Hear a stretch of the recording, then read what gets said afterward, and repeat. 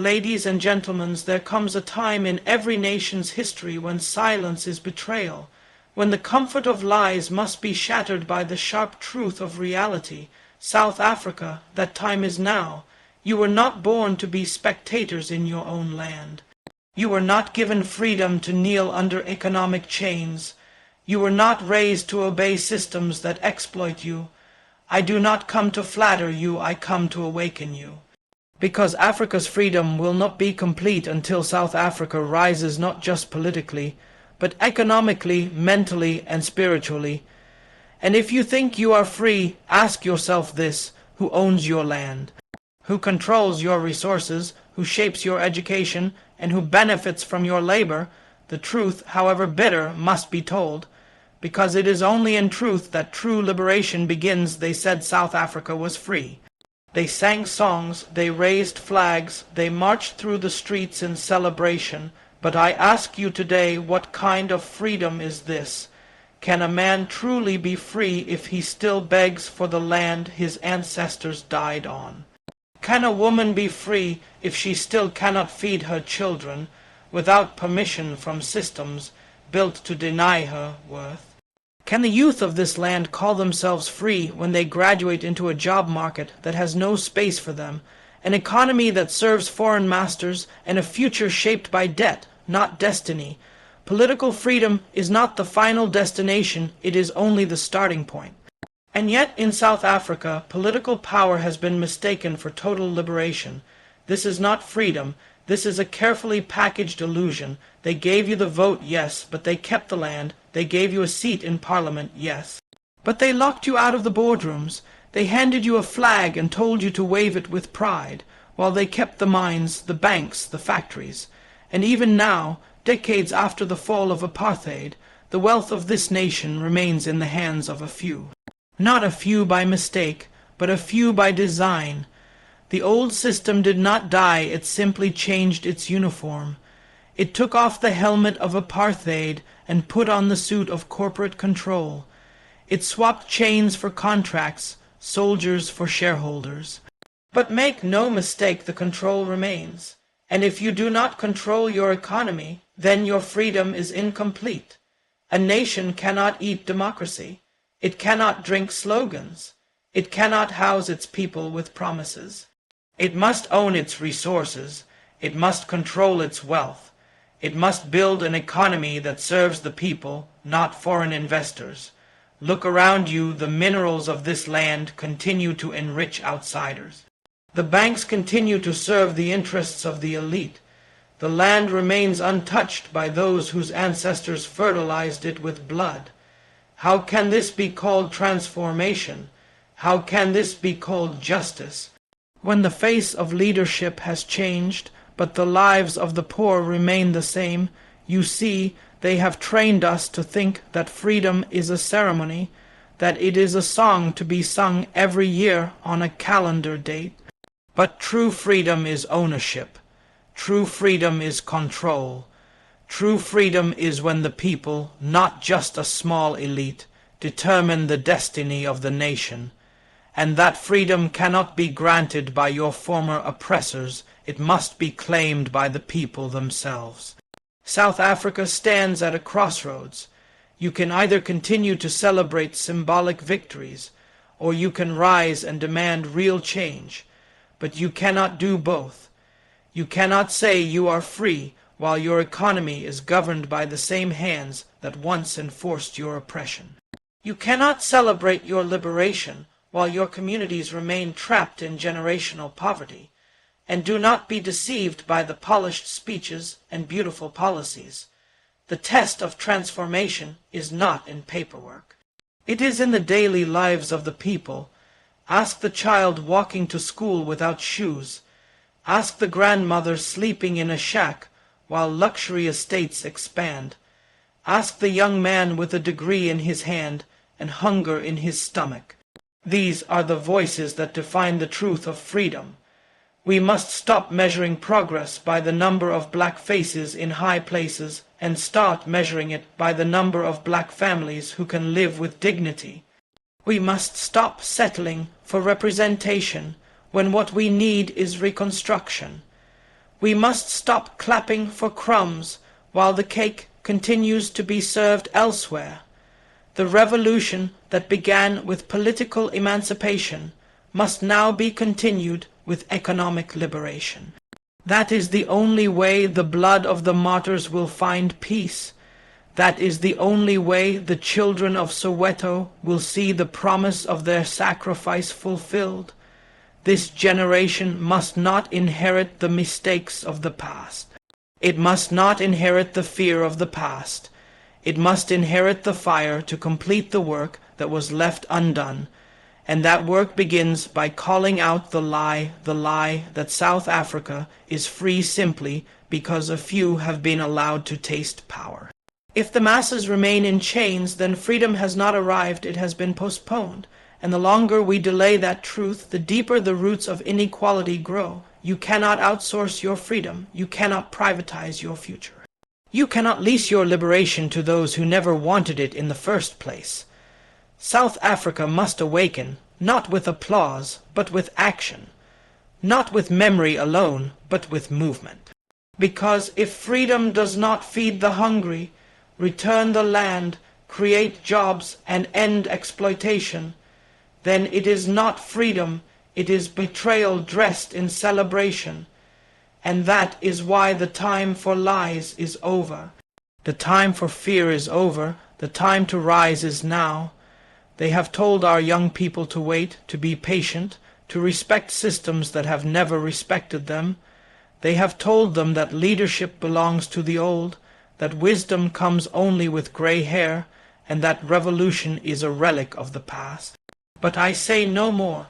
The youth of South Africa must stop inheriting fear. They must inherit the fire that once burned in the hearts of those who marched in the streets, who faced bullets with their chests, who refused to bow even as they were beaten, jailed, and killed. That fire does not belong to history.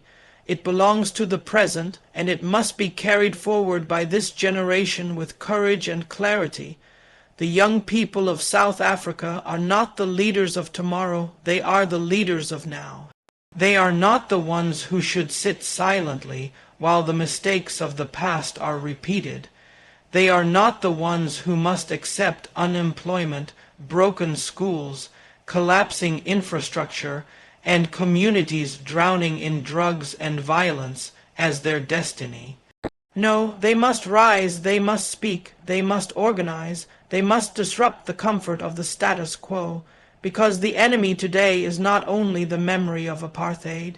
It is the culture of submission that was left behind a culture that teaches young people to obey rather than to challenge, to adapt rather than to resist, to survive rather than to transform. This nation was liberated by young people who refused to wait.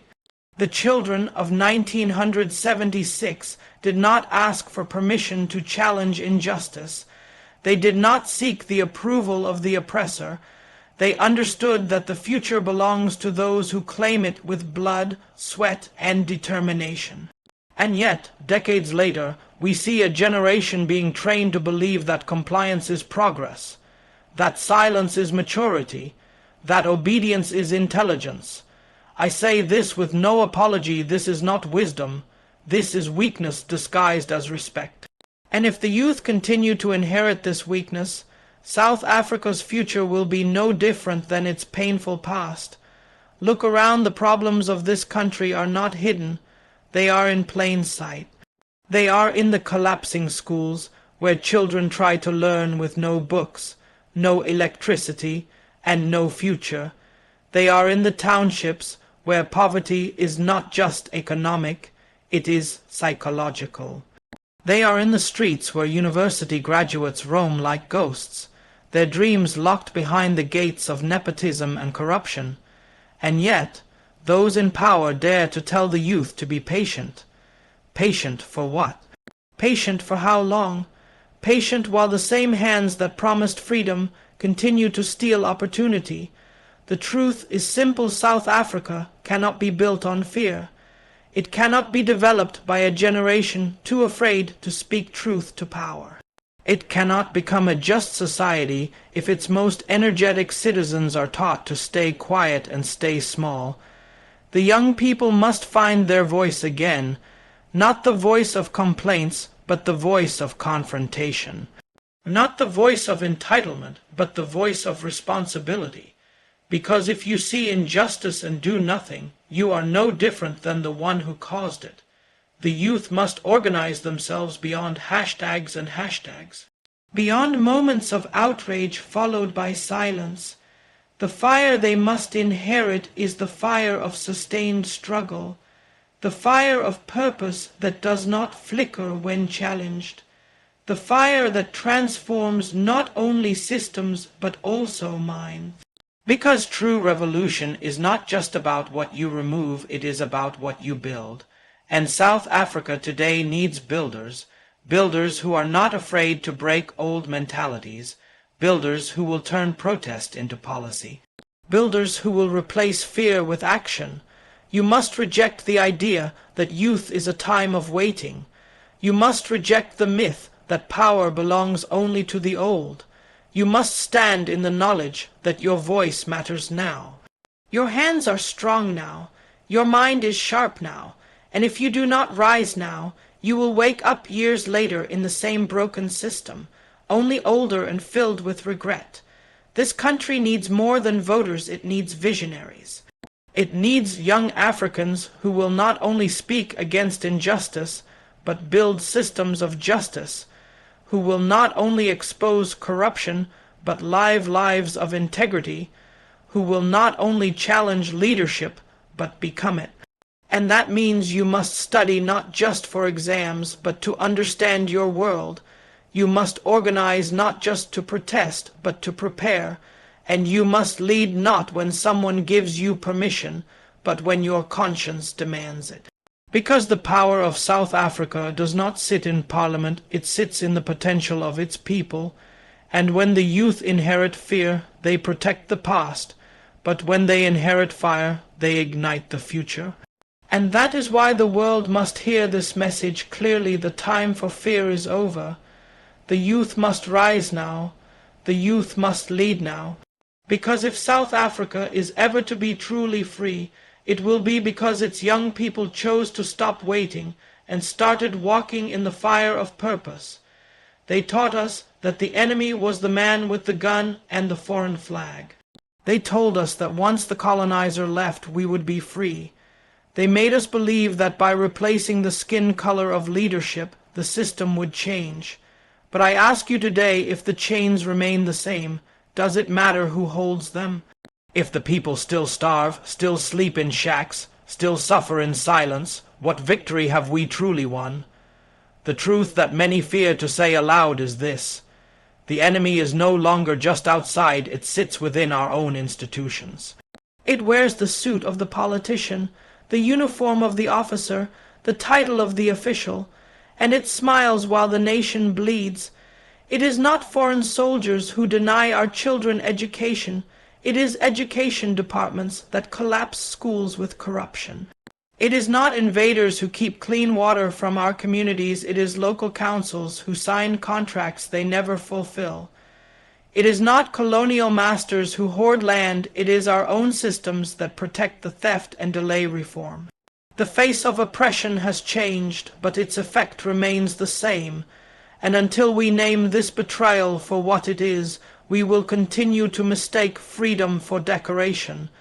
True liberation is not about changing the driver while the vehicle still heads toward destruction. It is about removing the road that leads us nowhere and building a new path, entirely one rooted in justice, transparency, and accountability. Too many of those we trusted with power have become gatekeepers of poverty. They speak the language of the people during elections, then speak the language of power when the cameras go off. They campaign in the townships and govern from mansions. They promise jobs but deliver tenders to friends. They promise transformation but protect inequality. And when the people cry out, they are met with tear gas, not answers. When they demand services, they are called ungrateful. When they organize, they are labeled dangerous. But the real danger is silence. The real danger is acceptance. The real danger is believing that betrayal is normal. What happened to the promise of 1994? What happened to the dream of a nation built on dignity and equality? It was hijacked, not by colonizers with foreign accents, but by our own leaders who learned to master the system of exploitation. They did not dismantle the machine of apartheid, they repurposed it. And today they use it to enrich themselves while the poor watch from the sidelines. If we are honest, we must admit that the revolution was interrupted. It was paused by those who mistook power for privilege and governance for greed. But it is not too late to finish what was started.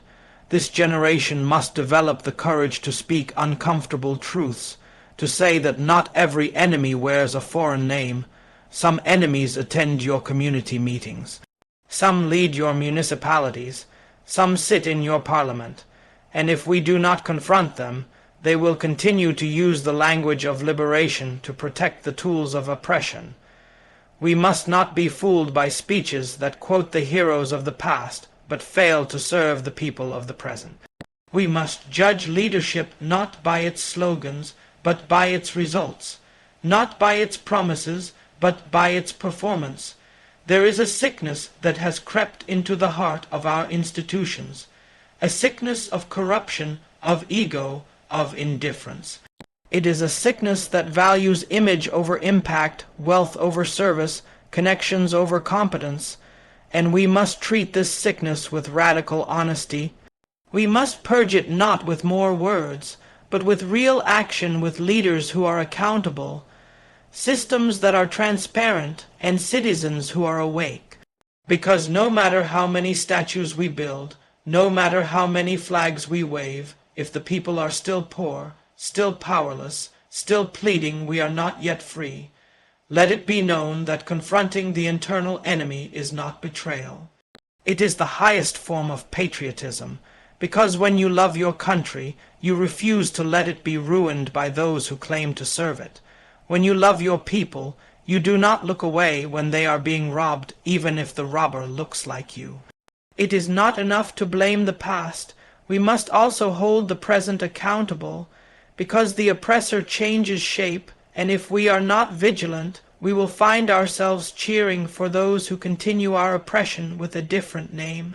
This is the moment where South Africa must decide whether it will protect its comfort or pursue its truth, whether it will defend broken systems or demand transformation, whether it will continue to be governed by recycled promises or redefined by courageous leadership. The time for blaming colonial ghosts has passed. The time to confront the failures in our own house has arrived. Because if we do not fix what is broken from within, we will continue to suffer, not as victims of invasion, but as victims of inaction. And that is why I say today, with no fear and no apology, the time for fear is over, and the time for truth has begun. South Africa was once the heartbeat of a movement that shook the foundations of global injustice. The cries from Soweto echoed across continents. The names of its heroes became symbols of resistance, not just for Africa, but for oppressed people around the world. The world watched in awe as South Africans stood shoulder to shoulder, unarmed but unshaken, willing to give their lives for justice, for freedom, for dignity. And in those moments, South Africa did not just fight for itself, it carried the hope of an entire continent. But now, as the drums of struggle grow silent and the voices of protest fade into politics, the question that must be asked is this: will South Africa lead or will it follow? There is a dangerous silence creeping across the continent. A silence born not from peace but from disappointment, a silence fed by betrayal and fatigue, and in that silence the world turns again toward South Africa, not because it is perfect, not because it has solved all its problems, but because its history demands it, because its sacrifices require it, because the example it once set cannot be forgotten. Africa needs a voice that rises above comfort, a voice that dares to say what others only whisper. And that voice must come from the nation that once stood when all others bowed, South Africa must become the compass again. It must not be guided by convenience, but by conscience. It must not seek permission to lead, it must claim the responsibility of leadership. For too long the continent has waited for external forces to shape its destiny.